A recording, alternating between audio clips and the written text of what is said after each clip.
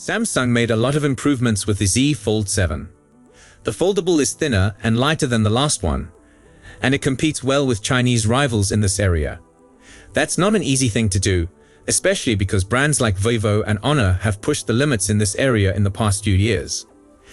That said, Samsung still has a long way to go when it comes to the battery and cameras, and it doesn't have some of the added features that are standard on phones like the Vivo X Fold 5. This is what I hope to see in the Galaxy Z Fold 8 next year, even if I'm only getting started with my Z Fold 7. The Z Fold 7 is one of the thinnest foldables on the market, measuring only 4.2 mm when it is open. When you use the gadget next to the Z Fold 6, it's easy to tell the difference. Samsung did the right thing by making the cover panel 6.5 inches bigger. This used to be a big problem, but it's not on the Z Fold 7, which is good. Samsung probably won't change the design next year because it has proved that it intends to keep the same look year after year. However, I would like to see a small change that makes the device simpler to hold. The flat sides are a little awkward, but adding bevels like those on the Magic V5 and Vivo X Fold 5 should make the Z Fold 8 much nicer to grasp and use. Samsung was the first company to make folding phones that could withstand water, but the Z Fold 8 only has IP48 ingress protection. The Magic V5 and X Fold 5, on the other hand, have IP58 and IP59 dust and water resistance as standard. With Google poised to deliver IP68 on the Pixel 10 Pro Fold, Samsung needs to deliver stronger durability next year if it wants to maintain its position in this area. Battery. As much as I admire that the Z Fold 7 is substantially slimmer, the foldable has the smallest battery of any device I used in 2025. The 4400 mAh battery is just terrible considering even smaller phones like the Vivo X200 FE have a 5300 mAh cell, and I don't really know what Samsung was thinking by placing such a little battery in its latest foldable. Clearly, that needs to change in 2026. The Z Fold 8 needs to have at least a 5000 mAh battery, because last year's Magic V5 has a 5850 mAh battery, and the X Fold 5 comes with an even greater 6000 mAh battery.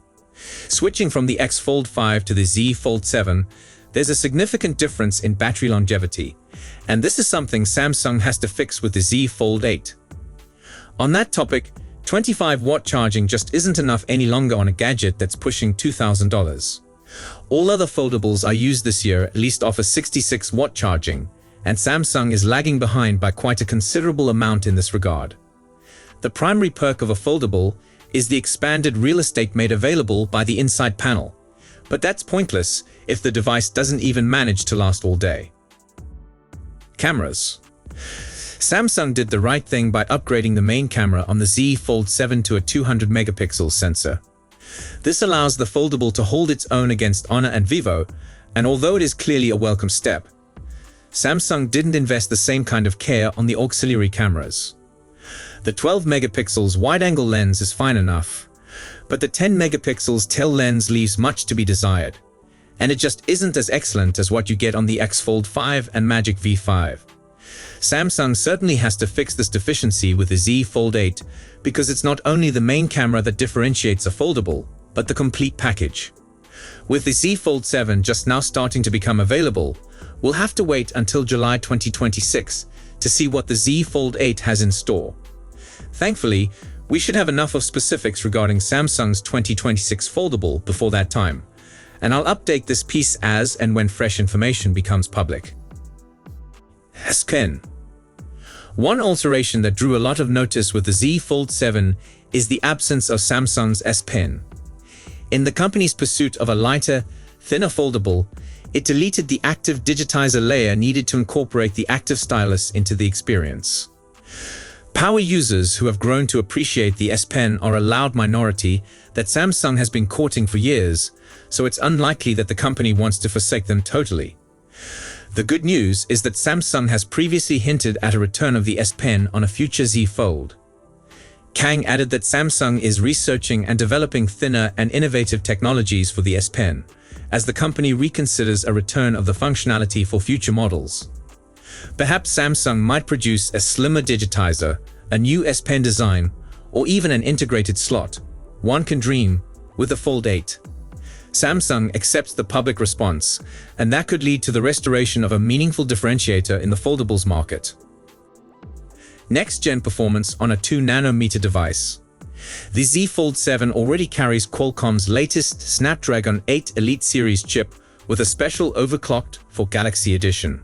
But the Fold 8 might take an even bigger step up in speed and efficiency with a projected move to a 2nm production process.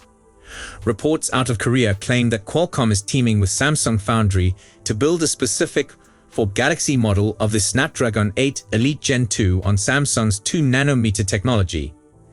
The aim is that by late 2025 or early 2026, Samsung's chip fabs will be ready to churn around those 2nm processors, which is plenty of time to have them emerge with the Z Fold 8 later in the year. These would be some of the first smartphones to be made on 2nm technology, providing huge performance and power increases, while also creating less heat. Considering the Z Fold's aim on slimness, this heat reduction would be a pleasant outcome. This improvement would certainly outclass the existing Fold 7 chip, manufactured on a 3nm technology, but also offer Samsung a substantial leg up compared to rivals, maybe even including an Apple iPhone foldable. The Z Fold 7 only got unveiled not too long ago and is still in pre-order, but things never stop in the rumor world. Now, a new story originating from Korea is saying that Samsung may be changing its strategy for the Z Fold 8, next year's champion foldable. And actually, Samsung may be looking at a downgrade. The Z Fold 7, similarly like the Galaxy Z Fold Special Edition, uses a titanium backplate that supports the foldable display. There's a better structural rigidity thanks to it, more than in earlier models. However, the report says Samsung may already be thinking of replacing it with an inferior material. Samsung may reportedly go back to using carbon fiber reinforced plastic backplate with the Z Fold 8. It was utilized in all Fold models since the Z Fold 3 until this year. The initial Fold versions had a stainless steel backplate. The downgrade could be owing to the paucity of materials, actually. The report suggests that Samsung may have a harder trouble procuring titanium from Chinese vendors than carbon fiber reinforced plastic. Titanium supply is problematic due to the US-China trade dispute as well. Using titanium in the Fold 7 enabled Samsung aim for a smaller and lighter profile while preserving rigidity. Now, there's a chance the Fold 8 may not be like that. Despite all that though, it's still incredibly early to know for sure what will happen. Samsung should be making a choice reasonably soon about its next year's model, however. We'll see where it goes. I personally think that the Z Fold 7 is excellent with its new thin and sleek appearance. I'd be somewhat upset if Samsung took a step back with the Fold 8. The titanium really makes it feel upscale and solid. Hopefully, Samsung finds a method to keep that same level of quality. But hey, it's still early. Fingers crossed Samsung surprises us in a nice way. The Z Fold 7 indicates Samsung is capable of releasing a foldable that feels like an everyday phone.